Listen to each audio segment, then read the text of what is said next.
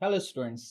इस video lecture में हम डिस्कस कर रहे हैं PYQs of various competitive exams. Now the question is, ये जो क्वेश्चन है ये बेसिकली रेसिप्रोकल लेवलिंग से लिया गया है। Now the question is, the following measurements were made during testing a levelling instrument. अपन को यहाँ पर इंस्ट्रूमेंट की पोजीशन दे रखी है at P and Q, and जब स्टेशन P पर हमारा इंस्ट्रूमेंट था तब हम लोगों ने स्टेशन P1 और स्टेशन Q1 पर रीडिंग ली। देन स्टेशन जब Q पर था तो स्टेशन P1 और Q1 की जो रीडिंग है स्टाफ की वो हमें क्वेश्चन में गिवन है। क्वेश्चन आगे कह रहा है P1 is close to the P and Q1 is close to the Q.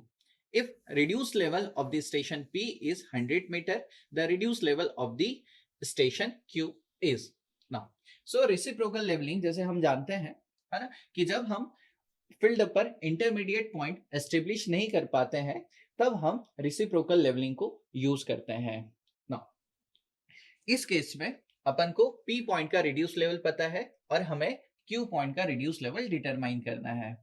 सो यहाँ पर एक एक्सप्रेशन निकल के आता है और उसी एक्सप्रेशन से हम डिटरमाइन कर लेते हैं जो भी P और Q पॉइंट है उसके बीच का डिफरेंस। और एक बार डिफरेंस पता चल जाता है तो P पॉइंट का रिड्यूस लेवल हमें ऑलरेडी पता है, Q पॉइंट का रिड्यूस लेवल हम डिटरमाइन कर लेते हैं। ना तो सॉल्व करते हैं इसे। सो सिंपली यहाँ पर हम डिटरमाइन कर लेते हैं कि P और Q पॉइंट के बीच का जो डिफरेंस है ना, एलिवेशन डिफरेंस, वो कितना है। सो लेट अस सपोज इस डिफरेंस को अपन नाम देते हैं स्मॉल h। स्मॉल h हम कैसे डिटरमाइन कर लेते हैं?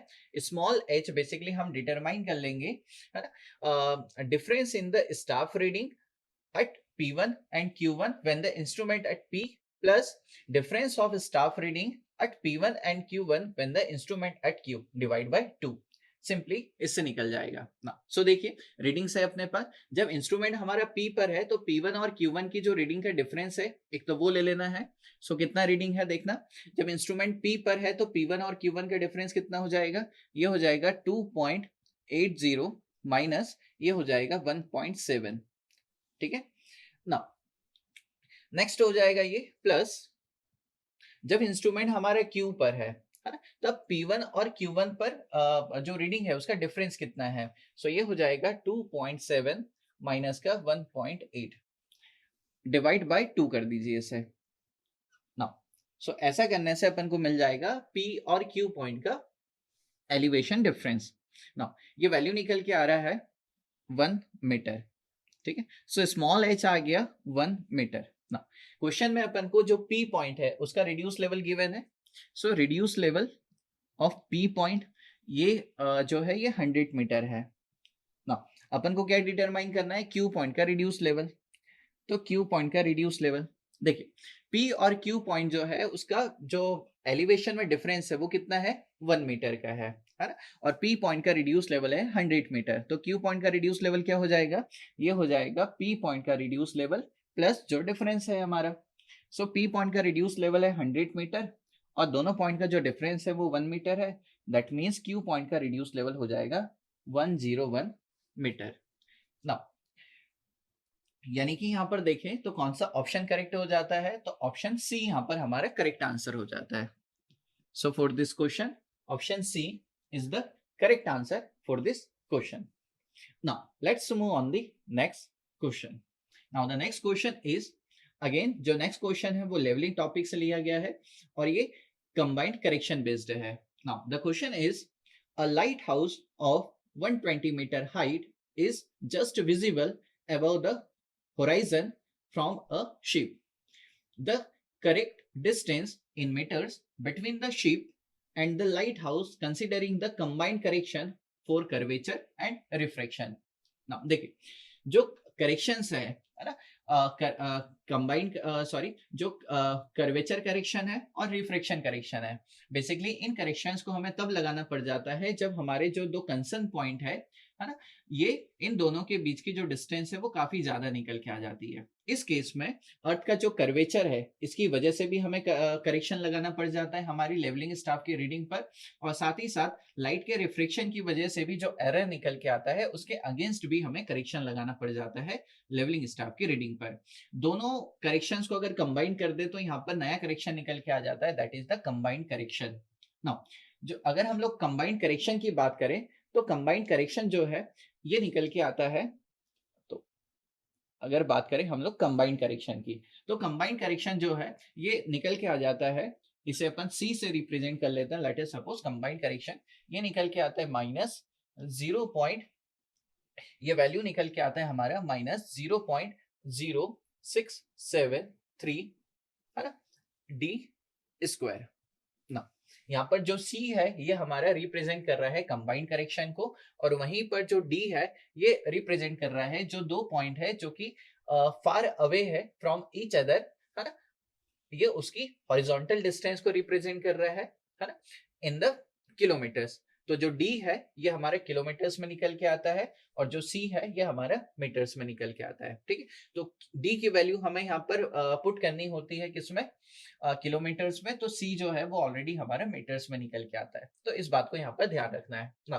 क्वेश्चन में अपन को गिवन है ना, C की वैल्यू अपन को गिवन है, तो अपन को क्वेश्चन में कहा गया है कि जो लाइट हाउस है उसकी जो हाइट है वो कितनी है 120 मीटर, तो ये हो जाता है यहाँ पर हमारा C की वैल्यू, तो C की वैल्यू हो गई 120 मीटर।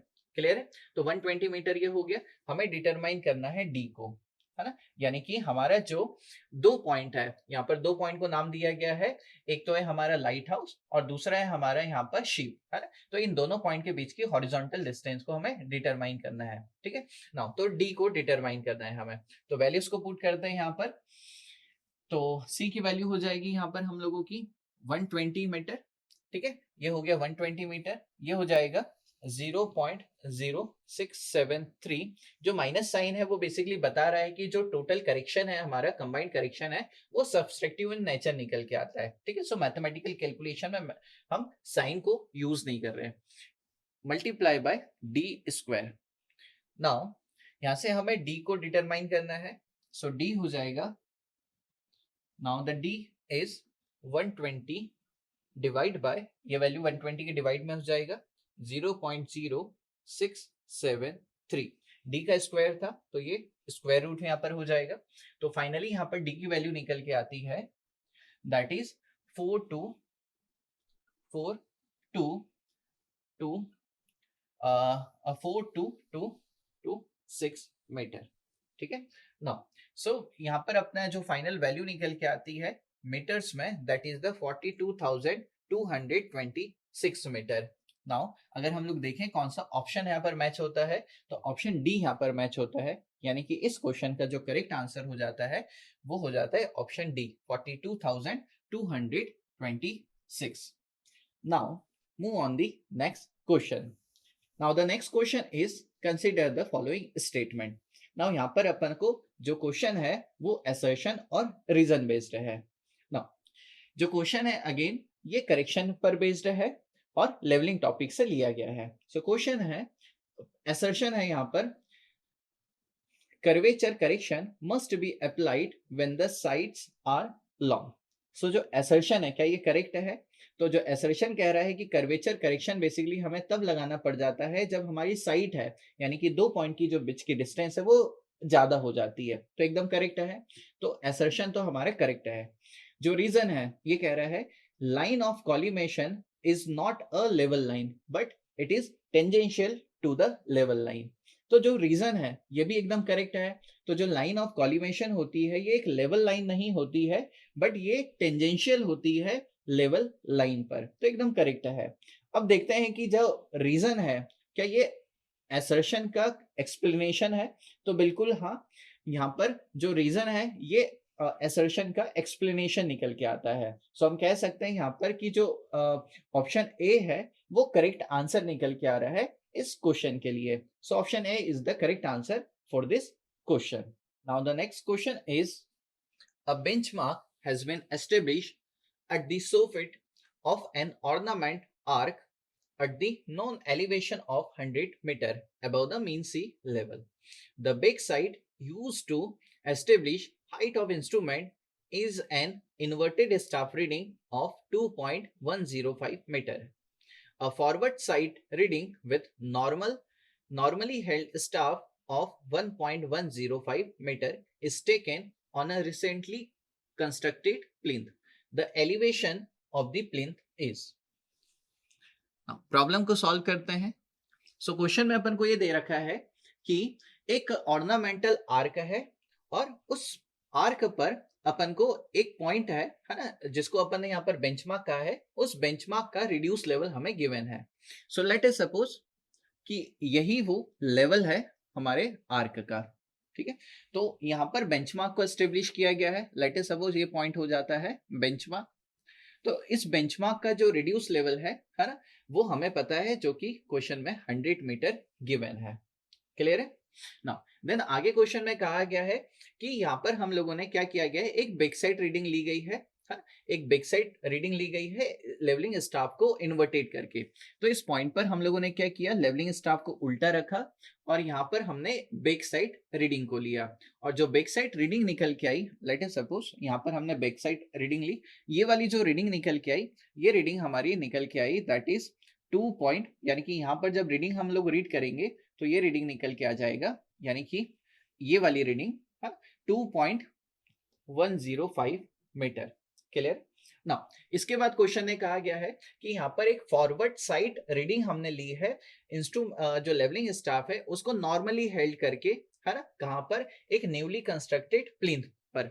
सो लेट अस सपोज ये लेवल है हमारे न्यूली कंस्ट्रक्टेड प्लिंथ का. सो ये हो गया प्लिंथ, है ना, और ये हो गया हमारा आर्क. ठीक ना. सो यहाँ पर हमने लेवलिंग स्टाफ को रखा, ये लेवलिंग स्टाफ को रखा और यहाँ पर हम लोगों ने रीडिंग ली.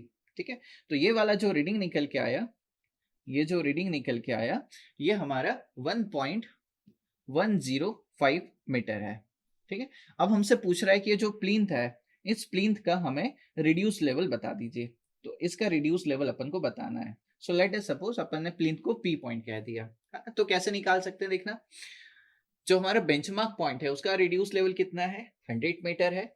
देन अपन ने यहाँ पर लेवलिंग स्टाफ को उल्टा रखा, तो ये वाली जो रीडिंग आई है कितना, 2.105 है. यानी कि ये जो पॉइंट है हमारा, है ना, इस पॉइंट, यानी कि ये हमारा हो जाएगा हाइट ऑफ इंस्ट्रूमेंट. तो हाइट ऑफ इंस्ट्रूमेंट कितना निकल के आ जाएगा, 100 माइनस से वाली रीडिंग हम सब्सट्रैक्ट कर दें. एक बार ये आ गया, देन हम लोग क्या कर दें, हम ये वाली रीडिंग को जो हाइट ऑफ इंस्ट्रूमेंट है उसमें सब्सट्रैक्ट कर दें. तो अपन को क्या मिल जाएगा, जो हमारा न्यूली कंस्ट्रक्टेड प्लिंथ है उस प्लिंथ का हमें रिड्यूस लेवल पता चल जाएगा. चलिए, तो इसे हम डिटरमाइन कर लेते हैं. तो सबसे पहले डिटरमाइन कर लेते हैं हाइट ऑफ इंस्ट्रूमेंट. तो हाइट ऑफ इंस्ट्रूमेंट क्या हो जाता है, ये हो जाता है बेंचमार्क का रिड्यूस लेवल प्लस का बैक साइड रीडिंग. तो बेंचमार्क का रिड्यूस लेवल कितना है, ये हमारा 100 ना, प्लस बैक साइड रीडिंग हम क्या ले लेंगे, ये हो जाएगा 2.105 मीटर. क्योंकि यहाँ पर जो लेवलिंग स्टाफ है उसे इन्वर्टेड रखा गया, तो इसे हम क्या कर देंगे, नेगेटिव साइन के साथ यूज करेंगे. सो ये हो जाएगा 2.105 मीटर ना. सो या तो आप यहाँ पर, जैसे मैंने डायग्राम की हेल्प से बता दिया, आप डायरेक्टली सॉल्यूशन कर सकते हैं, और फॉर्मूले वाइज मैं यहाँ पर बना के दिखा दे रहा हूँ. सो हाइट ऑफ इंस्ट्रूमेंट जो निकल के आ रहा है ये हमारा, ये 97.897 है, 897 मीटर है. तो हमें हाइट ऑफ इंस्ट्रूमेंट मिल गया, यानी कि इस पॉइंट का रिड्यूस लेवल अपन को मिल गया. एक बार यहां तक का रिड्यूस लेवल मिल गया, अब हम P यानी कि जो प्लिंथ है हमारा उसका रिड्यूस लेवल डिटरमाइन कर लेते हैं. तो एलिवेशन ऑफ प्लिंथ, यानी कि मैं कह देता हूं इसको रिड्यूस लेवल ऑफ प्लिंथ. ये क्या निकल के आ जाएगा, ये हो जाएगा जो हमारी हाइट ऑफ इंस्ट्रूमेंट है, इसमें से जो हमने 4 साइड रीडिंग ली है उसको सब्सट्रैक्ट कर देते हैं. तो ये हो जाएगा हाइट ऑफ इंस्ट्रूमेंट माइनस की 4 side reading. Height of instrument है 97.897 माइनस 4 साइड जो रीडिंग है ये है हमारी कितनी, 1.105 मीटर. फाइनली जब इसे सॉल्व करेंगे वैल्यू निकल के आता है 96.790 मीटर. सो फाइनली हमारा जो प्लिंथ है, इस प्लिंथ का जो रिड्यूस लेवल है यानी एलिवेशन है, ये निकल के आता है 96.790। अगर हम इसे देखें तो कौन सा ऑप्शन मैच होता है, तो ऑप्शन डी यहाँ पर करेक्ट आंसर होता है। तो option D is the correct answer for this question. Now let's move on the next question. Now the next question is curvature correction of a staff reading in a differential leveling survey is। So यहाँ पर हमें curvature correction के regarding question पूछा गया है। So curvature correction now curvature correction. So let us suppose ये है earth surface, है ना, तो ये हो गया हमारा अर्थ सरफेस। नाउ देखिए, सो लेट अस सपोज एक पॉइंट यहाँ कंसीडर करते हैं, ये हो गया पॉइंट ए और ये हो गया हमारा पॉइंट बी। ए से बी पॉइंट की जो डिस्टेंस है वो काफी ज्यादा है। सो हम देखेंगे यहाँ पर हम देखेंगे तो जो अर्थ है उसके कर्वेचर की वजह से, है ना, अर्थ के कर्वेचर की वजह से जो रीडिंग है उसमें इतना एरर निकल के आ रहा है। इसी एरर को हम कहते हैं, है ना, एरर इन कर्वेचर, और इसी के करेक्शन के लिए हम इसको कहते हैं कर्वेचर करेक्शन। तो ये हो जाता है हमारा कर्वेचर करेक्शन CC। तो जो कर्वेचर करेक्शन है बेसिकली ये हमारा सब्सट्रैक्टिव निकल के आता है। सो यहाँ पर ऑप्शन ए हमारा करेक्ट आंसर हो जाता है फॉर दिस क्वेश्चन। ठीक है, सो कर्वेचर करेक्शन जो होगा ये हमारा ऑलवेज सब्सट्रैक्टिव होगा। Thank you.